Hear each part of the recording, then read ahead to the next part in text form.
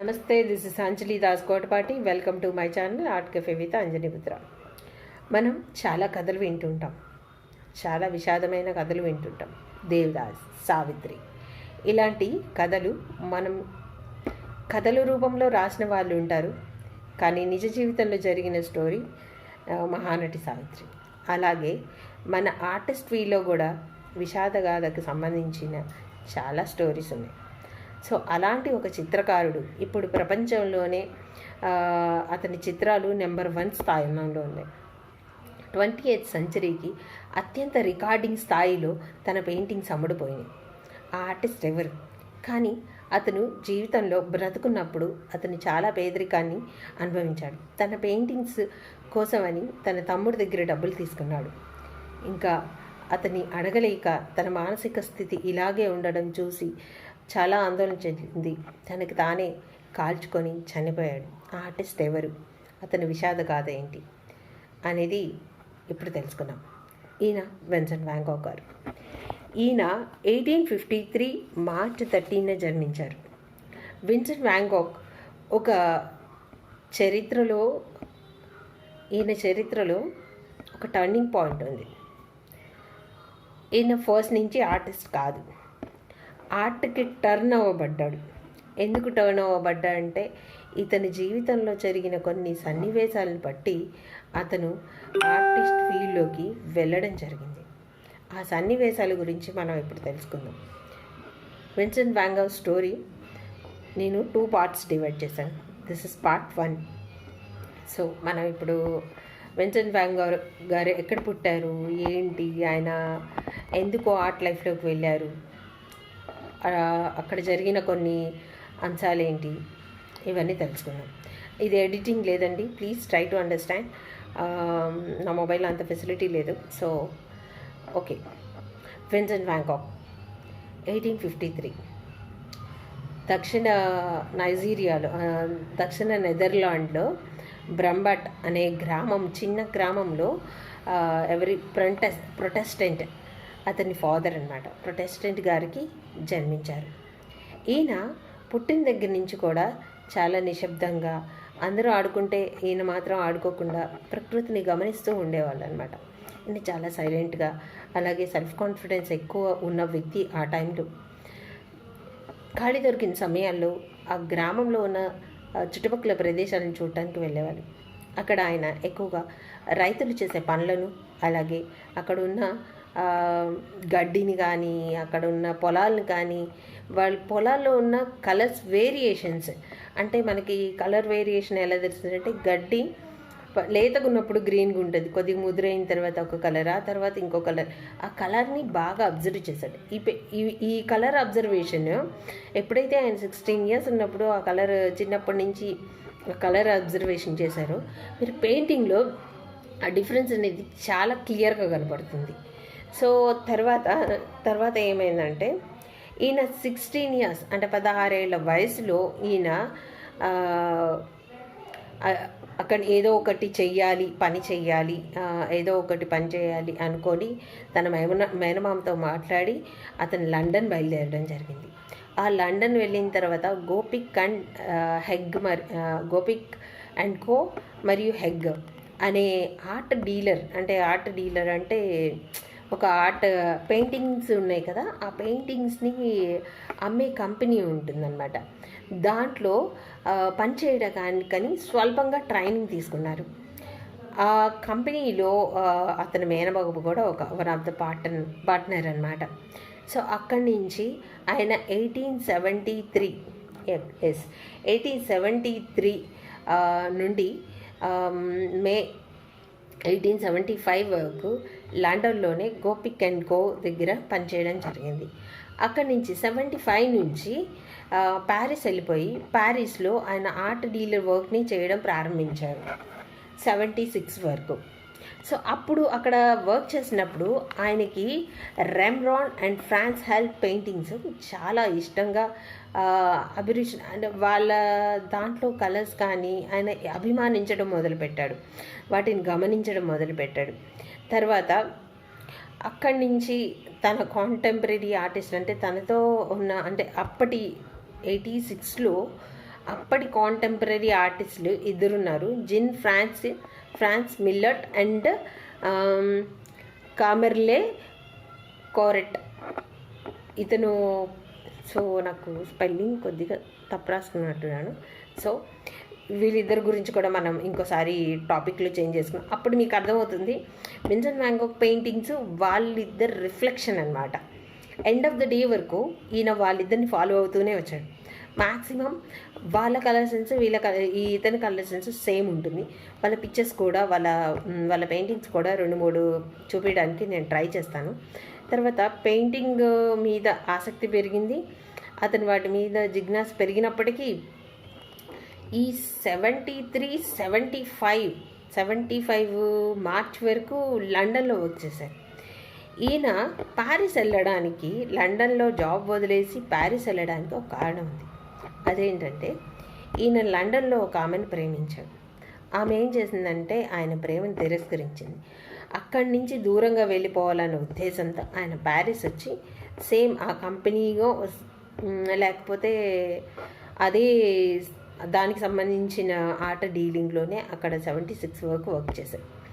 But కానీ ఆయనకి ఏంటంటే ఆ ఒంటరితనం, ఆ ప్రేమ వైఫల్యం ఇవన్నీ చాలా కుంగదీశాయన్నమాట. దీని మీదే తన తమ్ముడికి కొన్ని లెటర్స్ రాయడం కూడా జరిగింది. ఆ తర్వాత అక్కడ జాబ్ వదిలేశాడు. అక్కడ ప్యారిస్లో కూడా అక్కడ జాబ్ వదిలేశాడు. అతను అక్కడ ఉండలేకపోయాడు, ఎందుకంటే ఆ మానసిక ఆందోళనతో అక్కడ గడపలేకపోయాడు.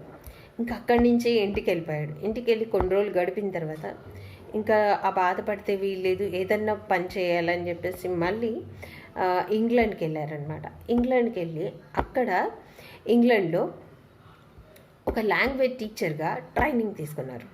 ఆ లాంగ్వేజ్ ట్రైనింగ్ తీసుకున్న తర్వాత అక్కడ లాంగ్వేజ్ టీచర్గా ఒక పాఠశాలలో జాయిన్ అయ్యి అతను బోధకుడుగా అంటే ఒక టీచర్గా జాయిన్ అయ్యి అక్కడ టీచింగ్ చేస్తూ ఉన్నాడు. ఆ తర్వాత ఏం జరిగిందంటే ఇంకోటి, ఆయన అక్కడ పుస్తకాలు కూడా అమ్మేవారు అనమాట. నెదర్లాండ్లో డోండ్రాక్ట్ అనే కంపెనీలో బుక్స్ అమ్మడం ప్రారంభించాడు. ఆ బుక్స్ అమ్మే విధానంలో అక్కడ కూడా ఈయన ప్రవర్తన నచ్చగా, అంటే ఆయన కోపం ఎక్కువ, ఆయన ప్రవర్తన నచ్చగా ఆ స్కూల్లోంచి కూడా తీసేశారనమాట. ఆ స్కూల్లోంచి అక్కడ బుక్స్ విక్రేతకు పనిచేశాడనమాట. ఆ తర్వాత 78కి ముందు 77లో అనుకుంటా ఈయనకి ఆధ్యాత్మిక విధానాలపైన ఆసక్తి కలిగింది. ప్రజలకి సేవ చేయాలనుకున్నాడు. అలాగే తన సువార్త అదే ఏదైతే మతబోధన ఉంటుందో దాని ద్వారా ప్రజలకి మంచి మంచి విషయాలు చెప్పాలనుకున్నాడు. మానవతావాదాన్ని బయటికి తీసుకురావాలనుకున్నాడు. దీనికోసమని పని చేద్దాం అనుకొని అతను ఏం చేశాడంటే ఒక మంత్రిత్వ శాఖలో జాబ్ కోసమని ట్రై చేశాడు అనమాట. దానికోసం చర్చ్ ఫాదర్గా చెప్పాలంటే కొద్దిగా సువార్తకుడుగా ట్రైనింగ్ తీసుకున్నాడు. ఈయన ఎన్ని ట్రైనింగ్స్ తీసుకున్నాడో చెప్తాను. ఫస్ట్ ఆర్ట్ డీలర్గా ట్రైనింగ్ తీసుకున్నాడు. ఆ తర్వాత ఇంగ్లీష్ టీచర్ కోసం ట్రైనింగ్ తీసుకున్నాడు. ఇప్పుడు సువార్తకుడుగా ట్రైనింగ్ తీసుకున్నాడు అనమాట. తీసుకున్న తర్వాత 1878లో ఈయన ఏం చేశాడంటే ఒక మానవత్వం మీద ప్రేరేపింపబడ్డాడు. మానవత్వం అనే దాని మీద ఆయనకు ఒక అవగాహన వచ్చింది. వాళ్ళకి ఎలాగైనా అంటే కొంతమంది తప్పు చేస్తుంటే చర్చిలో కానీ కొన్ని సువార్తలు చెప్పడం ద్వారా వాళ్ళ ప్రవర్తనలో మార్పు తీసుకురావడం కానీ అట్లాంటి ఒక వేలోకి వెళ్దాం అనుకున్నాడు. అటువంటి ఒక వృత్తిలోకి వెళ్దాం అనుకున్నాడు. అక్కడి నుంచి సువార్తకుడిగా ట్రైనింగ్ తీసుకున్న తర్వాత ఆయన ఒక మంత్రిత్వ శాఖలో ఉద్యోగం కోసం అప్లై చేశాడు అన్నమాట. దానికోసం 3 నెలలు ఎదురు చూసిన తర్వాత అపాయింట్మెంట్ రిజెక్ట్ చేయబడింది అనమాట. అతను అక్కడ కూడా కొద్దిగా డిసప్పాయింట్ అయిపోయాడు. ఫస్ట్ ఆ టీచర్ జాబ్ వదులుకున్న తర్వాత ఈ సువార్తకుడిగా రావడానికి కూడా ఆయన అన్ఫిట్ అని చెప్పేసి వాళ్ళు ఆ ఉద్యోగం ఇవ్వలేదు. ఇంకేం చేశాడంటే అన్మెరిట్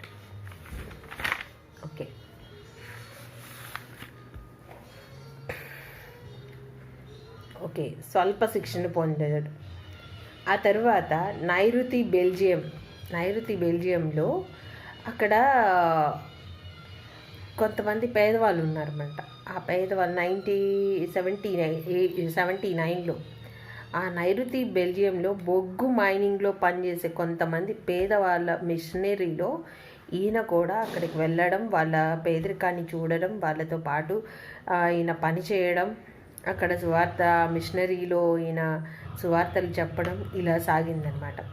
ఇలా సాగిన తర్వాత ఏమైందంటే వాళ్ళ బాధలు, వాళ్ళు పడే, అది ఒక శీతాకాలం, వాళ్ళ బాధలు, వాళ్ళు పడే వేదనలు, వాళ్ళు కష్టాలు అవన్నీ చూసి ఈయన ఉద్రేకంలో, ఆవేశంలో ఆయన కొన్ని అతని వస్తువులు చర్చికి సంబంధించిన వస్తువులు ఇవ్వడం జరిగిందనమాట. ఇచ్చినప్పుడు అక్కడ కొంతమంది ఫాస్టర్స్ ఆయన్ని ఈ ఏదైతే ఫాదర్ పోస్ట్లోంచి తీసేయడం జరిగింది. ఆయన్ని తీసేశారు. ఎందుకంటే ఈయన ఒక కుంభకోణానికి కారణమయ్యాడు అని ఒక అపనింద అతని మీద మోపి ఆయన తీసేయడం జరిగింది. ఇంకొకటి, ఆయన విశ్వాసం అంతా పోయిందనమాట. దేవుణ్ణి నమ్మి అక్కడికి వెళ్ళి ఒక చర్చ్ ఫాదర్గా వర్క్ చేద్దాం అనుకున్నాడు, కానీ ఆయన విశ్వాసం అంతా టోటల్గా పోయిందనమాట. దేవుడి మీద విశ్వాసమే పోయింది. చాలా కుంగిపోయాడు, చాలా బాధపడ్డాడు. నేను ఇంత మంచి పని చేశాడు ఆయన. ఒక మంచి పని చేసినా ఆయన్ని ఆ చర్చ్ ఫాదర్గా తొలగిస్తే ఎవరికైనా బాధగా ఉంటుంది. చెడు పని చేసి అక్కడి నుంచి పంపించేస్తే అది ఓకే, నేను తప్పు చేశాను అని. ఆయన చేసింది ఒక మంచి పని. ఆయన వస్తువులు, అక్కడ ఉన్న పేదవాళ్ళకి ఆయన వస్తువులు ఇచ్చేశాడు. అయినా కానీ వాళ్ళు ఆయన తొలగించడం జరిగింది. సో దానికి బాధపడ్డాడు ఆయన. అక్కడ ఆయన లేనప్పుడు ఆయన గురించి వాళ్ళందరూ అతను పిచ్చివాళ్ళ మాట్లాడుతున్నాడు, ఆయనకి పిచ్చి అని అక్కడ కొంతమంది ప్రచారం చేస్తున్నారు. అది ఈయన వినడం జరిగిందనమాట. ఈయన అతను కొంతమంది తెలిసిన ఫ్రెండ్స్తో, తెలిసిన వాళ్ళతో ఒకే మాట చెప్పాడు. వాళ్ళందరూ నన్ను పిచ్చివాడు అంటున్నాను, నేను పిచ్చివాళ్ళ మాట్లాడుతున్నాను అని అంటున్నారు. ఇది విని నాకు చాలా బాధ వేసింది అని వాళ్ళకి తెలిసిన వాళ్ళతో చెప్తూ ఉన్నాడు అనమాట. ఈ టైంలో ఆయన అంత డిప్రెషన్లో ఉండి ఆయన ఏం చేశాడంటే, ఆ డిప్రెషన్లో కోపం, ఆవేదన, ఉద్రేకం, ఆవేశం వీటన్నిటిని కలిపి ఓ పేపర్ తీసుకొని పేపర్ మొత్తం గీయడం స్టార్ట్ చేశాడు అనమాట. చాలా ఫాస్ట్గా, స్ట్రాంగ్గా గీయడం. ఆ గీసేటప్పుడు ఏమైందంటే అక్కడ ఒక పిక్చర్ కనబడింది. ఏంటి తర్వాత నా లైఫ్ అని ఒక ఆలోచన. ఆయన ఎక్కడ వదులుకోలేదు. 16 years నుంచి ఏం చేశాడు, వెళ్ళి ఒక ఆటో డీలర్గా వర్క్ చేశాడు. అక్కడి నుంచి వచ్చేసాడు. ఒక 1 year 2 years ఉన్నాడు. ఆ తర్వాత ఇంగ్లీష్ టీచర్గా ట్రైనింగ్ తీసుకున్నాడు. అక్కడి నుంచి సువార్తకుడుగా ట్రైనింగ్ 3 places ఆయనకి డిసప్పాయింటే వచ్చింది. ఆ టీచర్గా జాయిన్ అయినప్పుడు అక్కడ ఆయన ఆవేశంతో పని చేస్తున్నాడని చెప్పేసి వాళ్ళు తొలగించడం జరిగింది. అది లవ్ ఫెయిల్యూర్ అయింది. ఇన్ని వైఫల్యాలు చూసిన ఒక మనిషి పిచ్చివాడు కాకుండానే వాళ్ళు పిచ్చివాళ్ళకి చిత్రీకరిస్తుంటే ఎవరైనా నిజంగానే పిచ్చివాళ్ళు అయిపోతారేమో. సో అలాగా ఆయన ఏం చేశాడంటే అక్కడి నుంచి బొమ్మలు గీయడం, అంటే ఆ డ్రాయింగ్ ఫాస్ట్గా డ్రాయింగ్ అంటే ఆ గీతలు ఫాస్ట్గా గీయడం అక్కడ ఒక పిక్చర్ రెడీ అయింది. సో దాన్ని చూశాడనమాట. దేవుడా నేనేం చెయ్యాలి అని అంటే ఆ పిక్చర్ కనపడినట్టుంది. సో ఐ డోంట్ నో, నేను ఊహిస్తున్నాను. సో ఆయన నుండి దీని ద్వారా నేను ప్రజలకి ఆనందాన్ని పంచాలి. ఆ చర్చ్ ఫాదర్గా వెళ్ళింది ఒకరు సహాయం చేయడానికి, ఒకరు ఆనందం పంచడానికి. సో దీని ద్వారా నేను ఆనందాన్ని పంచుతాను ప్రజలకి అనుకొని అప్పుడు అతని ఆర్ట్ లైఫ్ స్టార్ట్ చేయడం జరిగింది. సో ఇది విన్సెంట్ వాన్ గోగ్ గారి ఆర్ట్కి టర్న్ అవ్వడానికి సంబంధించిన కథ.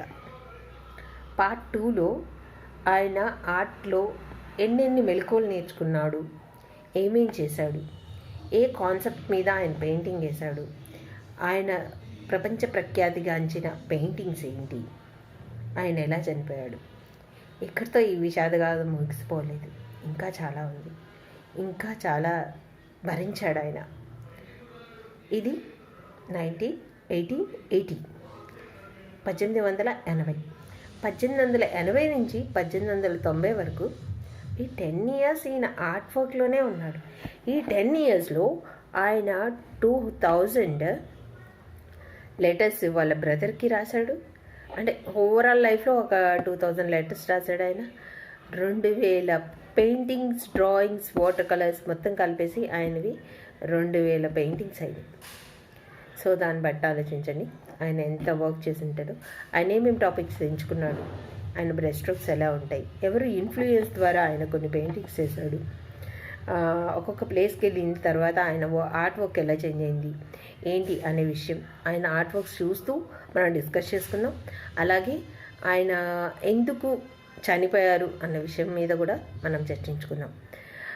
Thank you so much. This is part 1. Part 2 నేను ఒక 2-3 డేస్లో పెడతాను. అండ్ ఎవరైనా సబ్స్క్రైబ్ చేసుకోకపోతే నా ఛానల్ సబ్స్క్రైబ్ చేసుకోండి. అలాగే ఈ స్టోరీ తెలుగులో కూడా ఇంగ్లీష్లో కూడా ట్రై చేస్తాను, పెడతాను మ్యాక్సిమం. ఇంకోటి వచ్చి దీంట్లో ఏమైనా మిస్టేక్స్ ఉంటే మాత్రం ఐఎమ్ వెరీ వెరీ సారీ. ఎందుకంటే నాకు ఇప్పుడు ఇది ఫస్ట్ 2 వీడియోసే, నాకు అంత ఎక్స్పీరియన్స్ లేదు. కానీ మ్యాక్సిమం ట్రై చేశాను. ఏమైనా ఫాల్ట్స్ ఉంటే కనుక కింద కామెంట్ బాక్స్లో పెట్టండి. ఇంకోటి మీకు ఇంకా ఏమైనా ఆర్టిస్టుల గురించి కావాలా అనే దాని గురించి కూడా కింద కామెంట్ బాక్స్లో పెడితే నేను దాన్ని చూసి ఆర్టిస్ట్ గురించి మళ్ళీ నెక్స్ట్ ఎపిసోడ్లో నేను పెట్టడం జరుగుతుంది. ఇంకోటి అంటే నేను కొంతమంది ఆర్ట్ వర్క్స్ పెడుతున్నాను మధ్య మధ్యలో. ఆర్ట్ వర్క్స్ కూడా చూడండి, నేను సెలెక్టెడ్ పెడుతున్నాను. నిన్న నేను 17th అక్టోబర్ 17th నేను చార్కుల్ వర్క్స్ పెట్టాను. ఆయన ఎక్స్ట్రాడినరీ వర్క్స్ చేశారు. మీరు చూడండి, అది ఫోటోగ్రఫీ లాగా ఉంటుంది కానీ అది పెయింటింగ్ రియలిస్టిక్ లాగా చాలా బాగా చేశాడు మయూర్. సో అలా కొంతమంది ఆర్టిస్ట్ వర్క్లు తీసుకొస్తాను. అలాగే గ్యాలరీ వర్క్స్ కొన్ని కలెక్ట్ చేశాను. ఆ గ్యాలరీ వర్క్స్ కూడా పెట్టడం జరుగుతుంది. మ్యాక్సిమం ఎక్స్ప్లెనేషన్ ఇవ్వడానికే ట్రై చేస్తాను, లేకపోతే వాళ్ళకి సంబంధించిన పెయింటింగ్స్ పెడతాను. సో చూడండి, ప్లీజ్ సబ్స్క్రైబ్ మై ఛానల్. మీ ఫ్రెండ్స్కి ఎవరైనా తెలుగులో ఇలాగా ఆర్టిస్ట్ గురించి కావాలి అనుకుంటే కనుక దీన్ని షేర్ చేయండి. అలాగే మీకు నచ్చితే లైక్ కొట్టండి, నచ్చకపోయినా అన్లైక్ కొట్టండి, ప్రాబ్లం ఏం లేదు, నేను ఇంప్రూవ్ చేసుకుంటా. అది మీరు నెగిటివ్ వచ్చినా కానీ నేను దాన్ని యాక్సెప్ట్ చేసి దాన్ని మంచి వేలో తీసుకురావడానికి నేను ట్రై చేస్తాను. So thank you so much. ఇప్పుడు కొన్ని పిక్చర్స్ చూద్దాం. Vincent van Gog father photo, ఇంకా ఆయన ఎర్లీ వర్క్స్, ఇంకా ఆయన పోర్ట్రైట్స్ ఒక 2-3 చూద్దాం. నెక్స్ట్ వీక్ పార్ట్ 2 మాత్రం మ్యాక్సిమం అన్ని పెయింటింగ్స్ కవర్ చేద్దాం. ఓకే, థ్యాంక్స్ అండి. కొన్ని ఎగ్జిబిషన్స్లో ఆయన పెయింటింగ్స్ ఇలా ఎంటర్ అవగానే అసలు వ్యాన్ గోగ్ అంటే ఎవరో తెలియని అతను కూడా ఆయనది ఒక ఇది ఉంది, గ్యాలరీలో ఆర్ట్ మ్యూజియం ఉంది. అలా ఎంటర్ అవ్వగానే ఎదురుగా వ్యాన్ గోగ్ గారి ఫోటో ఒక స్క్రీన్ మీద స్క్రోల్ అవుతూ ఉంటుంది. నిజంగా ఆయన బతుకుంటే ఎంత హ్యాపీ ఫీల్ అయి ఉంటాడు కదా. సో బ్రతుకున్నప్పుడు ఆయనకి అంత హ్యాపీనెస్ ఎప్పుడూ దక్కలేదు. సో వాటన్నిటి గురించి కూడా మనం డిస్కస్ చేసుకున్నాం. ఓకేనా? Okay, thank you so much. Signing off Anjali Das. I'm not signing off నేను చెప్పను, ఎందుకంటే ఆర్ట్ వర్క్స్ ఉన్నాయి చూడండి, మంచివి ఉన్నాయి, మంచివి కలెక్ట్ చేశాను అనమాట. Thank you. ప్రొటెస్టెంట్ అండి వాళ్ళ ఫాదర్, ఆ తర్వాత వాళ్ళ మదర్ ఫోటోగ్రఫ్. ఇది గూగుల్లో వెతికి తీసుకున్నాను అనమాట. ఇది వచ్చేసి ఆయన ఫాస్టర్ కాబట్టి ఆ పెయింటింగ్ వేయడం జరిగింది. ఆయన వ్యాన్ గోగ్ గారు చూసారా, yellows. So van Gog mother and అతను చైల్డ్హుడ్ ఫోటోగ్రాఫ్. ఇది 10 yearsలో ఉన్నప్పుడుది. ఇది స్కూల్ ఫోటోగ్రాఫ్ అండి, స్కూల్ డ్రెస్ మీద దిగింది. అండ్ ఇది ఫ్యామిలీ ఫోటోగ్రాఫ్. ఇవన్నీ నేను కలెక్ట్ చేసుకున్నాను ఒక దగ్గర, అంటే ఈ చైల్డ్హుడ్ మెమరీ గురించి. ఇది ఒక ఆర్ట్ మీట్ జరిగినప్పుడు తీసిన ఫోటోగ్రాఫ్. ఇది ఆయన ఆ పల్లెటూరులో అలా అబ్జర్వ్ చేస్తూ పెరిగాడు అన్నదానికి. Thank you so much. నా ఛానల్ని సబ్స్క్రైబ్ చేసుకోండి. Thank you.